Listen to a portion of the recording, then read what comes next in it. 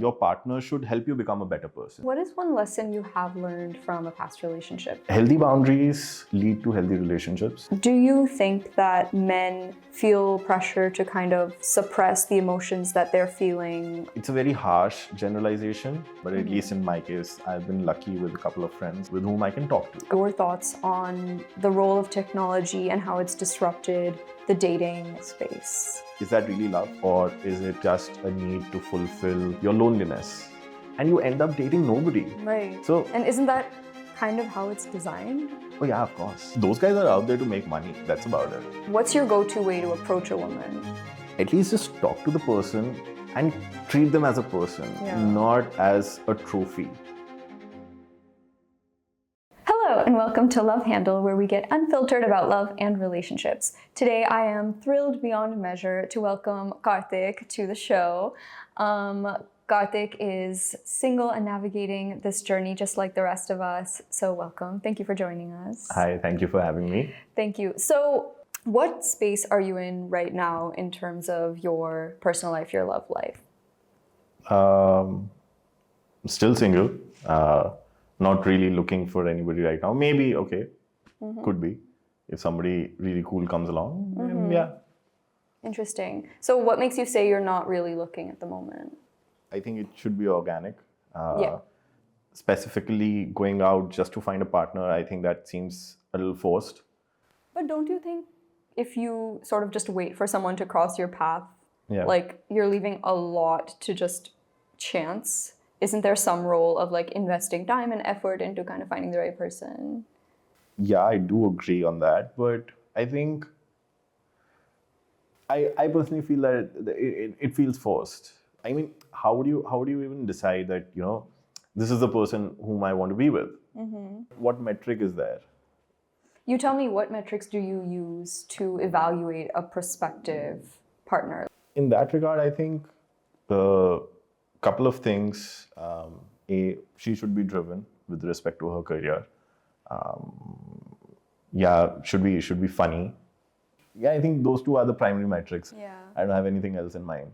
So why do you think it's important to have a partner who's as ambitious as you are professionally?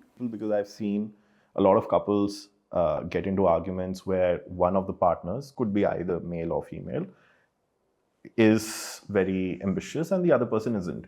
They're not able to understand the other person's ambition. And that creates a divide between the couple, which I personally feel should not be the case. Yeah. And in many ways, I think your partner can enable and sort of bolster your own professional ambitions, right? Like if someone's driven, I want them to push me to be better in my own pursuits and endeavors, you know? Of course. So I think that is a primary focus, at least for me, that your partner should help you become a better person. Right. Could be professionally, could be morally, could be ethically, could be anything. Absolutely. Would you consider yourself a romantic? I think I do. Depends. How often do you watch Bollywood movies? Quite time often. to time.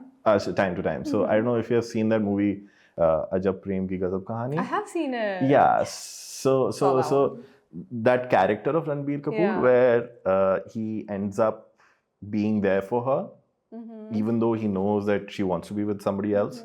That's something which I have been through on 2 occasions. If that is considered as romantic, so I think, sue me then. Do men ever forget their first love? In my case, I didn't. Like, a lot of my passwords are still there.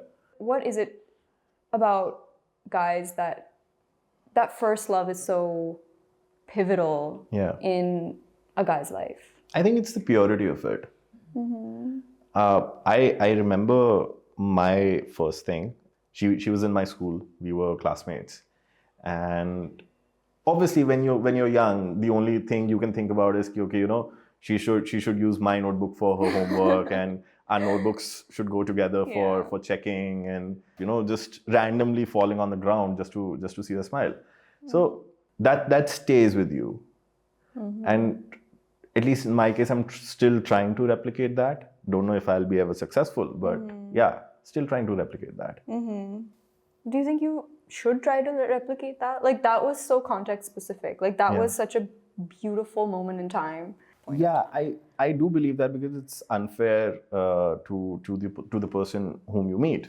Obviously, that innocence or that purity, It's gone. it's gone. So what is one lesson you have learned from a past relationship that's really stayed with you? I think boundaries are very important. Healthy boundaries lead to healthy relationships and decreases the probability of chaos down the road. Okay. So I think that's very important. What do you mean by boundaries? Could be their family, could be their workspace. So I've seen with a couple of my friends, their spouse isn't very comfortable with the extended family, which has just joined hands because of marriage. So having a clear-cut boundary allows the couple to, keep their conversations to themselves. There aren't multiple people speaking in their own internal affairs. So I think that's very important. Do you think that men feel pressure to kind of suppress the emotions that they're feeling because it's perceived as weak or less masculine? I wouldn't call it less masculine. I think it's on the lines of whom you can trust. So, like, I have two friends with whom I can talk to about these things, and touch wood, I've been really lucky to have them in my life. That's my perspective. That Understood. I personally don't trust a lot of people. No, I think it's interesting because I think girls amongst each other talk a lot about their inner lives, right? Yeah. They talk a lot about their emotional crests and troughs, and I wonder if generally overall men have adequate outlets to do the same to help them. See, it's very easy to say that people don't have that space to confide in, but everything boils down to the fact that what kind of friends do you make? It's a very harsh generalization that men cannot confide in a lot of people, but at least in my case, I've been lucky with a couple of friends Yeah, with whom I can talk to. got it. And Makes sense. they're not judgmental, at For least sure. so far. Makes sense. So you work in technology. Yeah. Yes. I would love to know your thoughts on the role of technology and how it's disrupted the dating and matchmaking space. Okay, so on one hand, people are finding a lot of matches, but the question mark arises whether or not is that really love, or is it just a need to fulfill your loneliness?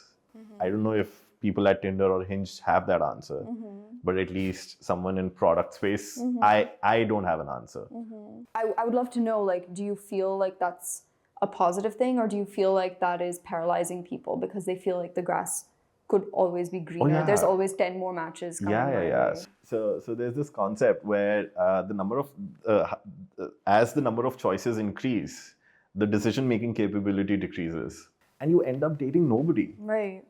So And isn't that kind of how it's designed? Like, Yeah, it of is course. designed to give you that feeling that, yeah, I've tried so hard, I've put myself out there, but I still want to go back to the app. exactly, those guys are out there to make money. That's about it. They don't really care about users getting in a relationship. Wow. How unfortunate. And at the same time, so many people do find really fulfilling, beautiful relationships. Yeah, from of them. course. Yeah. So it's like, again, how you use it, and to some extent, like your luck. True. That is true. Supposing you're in the wild and you see a woman or you meet a woman, what's your go-to way to approach a woman? I think the first go-to way is just talking to her like a regular person. I mean, think of it this way. If the roles were reversed, right? And if you were to talk to me, like if you're stranded on a street and if you were to talk to me, what would your thought process be like? Okay, I see a person, I need to go to XYZ place and I just need directions. You will consider me just a regular human being who's out there to help you. That's about it. Okay. Why look at every person as a potential match? Yeah. That is my question. Yeah. Like, you're already coming with that energy of like Exactly. desperation, right? Exactly. Why do that? Just be open to meeting interesting people and inviting like new friendship in your life. Exactly. At least just talk to the person and treat them as a person, Yeah. not as a trophy. Kiniyar, I want to, for the lack of better word, seduce her. Right. At least talk to her, understand what kind of a person she is. Maybe you guys hit it off, maybe you guys don't. If you guys hit it off and you see a possible connection, then maybe pursue it. Don't bring that energy into that interaction. Would you ever want a girl to approach you? Is that something you would be open to? Yeah, totally fine. Okay. So you mentioned the last time we met that you're sort of dating to marry. So I really am trying to understand the male perspective here as well. Is there a moment when a flip switches for a guy? Like flip switch as in what context? Like one day you're not ready to get married and then the next you're like, okay, I'm ready to get married. Thankfully, touch wood, I come from a family where these relationships are valued. I've seen my parents, I've seen my grandparents. They believe in the concept of family. They believe in the concept of a cohesive relationship. At least in my case, it was ingrained in me. Right. You were always looking for something long-term, more serious. Yeah. When you are talking to prospective, if ever, you're meeting women, would something like how many relationships she's been in the past affect your impression of her? I don't think so. I don't think so.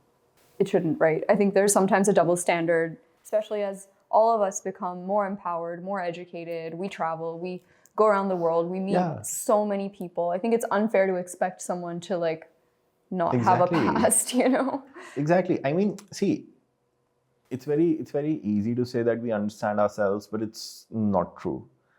You'll reach that kind of realization through these experiences. So I think it's important for a person to go through these experiences and understand what kind of a person they want in their life. Right. Make mistakes, learn, figure out what you don't want. Yeah. And to what extent do you feel that self-knowledge is important in finding the right person? It's very important. It's genuinely very important. I have a PE of cleaning. So for example, if this is not in center, it'll really bother me. Yeah. So I just hope my future partner understands my pet peeve. Okay. Otherwise, I'll make it a living hell. Why do that? Right. What is one thing that you think women would be surprised to learn about men? I think most of the men are attracted to tall women. What? Yeah. No. Yeah. I don't think so. I would. People might say it on the face of it. Yeah. But अंदर से सबको ये पसंद आता है, हाँ भाई लड़की टॉल है, खाते पीते घर से है। सबको टॉल लड़कियां पसंद है। लेकिन फिर उनको बुरा क्यों लगता है बाहर जाके? अरे बाबा, ये सब सोसाइटी का पंगा है। बट चाहिए उनको टॉल। हाँ। लेकिन फिर हील्स उतारो। That's society's voice coming in. ये पर्दे, masks, 3 kinds of faces, and the third one is for yourself. Yeah. ये yourself वाला बोलता है कि मुझे टॉल वाला चाहिए। हाँ, वाला नहीं, वाली। वाली। Sorry, मेरी हिंदी थोड़ी कमजोर है। Now I see that. Okay, on that note. Yeah. Thank you so much for this truly enlightening conversation. Thank you for having me. I have genuinely learned so much. I feel I'm taking away a lot to think about. Thank you for watching another episode of Love Handle. If you enjoyed this video, make sure to hit subscribe, share it with your friends, like the video. Thank you for watching. Bye.